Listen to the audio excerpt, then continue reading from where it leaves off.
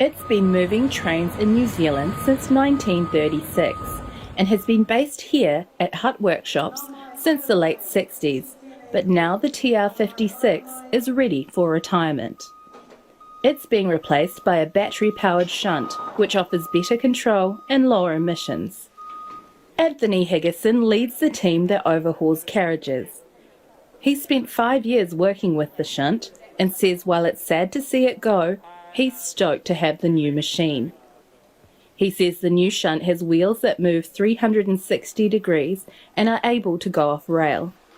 It's also much safer. With the old ones, you would sit in the TR and operate it, but the new ones are, is that the control that you're holding there? Yeah, this is the control, yeah. So you stand at the, it's a lot safer because you can be at the head of the movement and see everything and be where you need to be instead of relying on relaying information from the TR if you're behind the load, I guess, yeah. But no, it's a lot safer. The new machine has been funded as part of the government's $1.6 billion investment into Kiwi Rail. Transport Minister Michael Wood says diesel trains have 70% fewer emissions than trucks carrying the same load.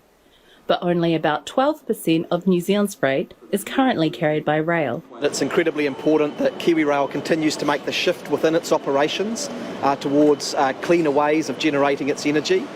But separate to that, every tonne of freight that we shift from other modes into Kiwi Rail and every carriage load of passengers that we bring into the Kiwi Rail and rail network, that is a massive saving in terms of carbon emissions in New Zealand as well. So there's a dual-fold benefit here in terms of giving Kiwi Rail the capacity to do its job.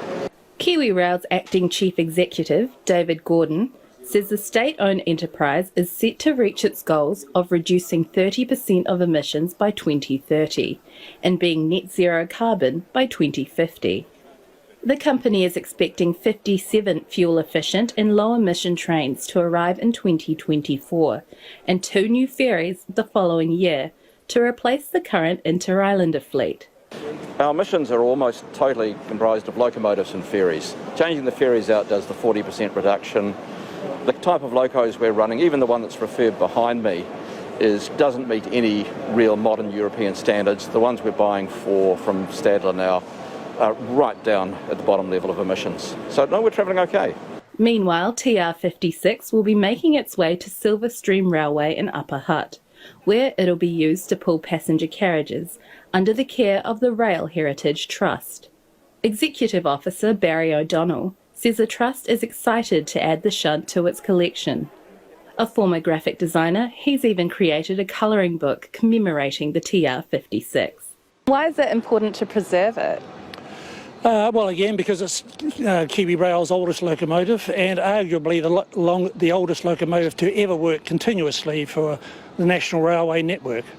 So one other locomotive, a steam locomotive, worked for 93 years, but its time with railways was broken by working with the Public Works Department for a period of time. And with that, a new era of rail transport is set in train.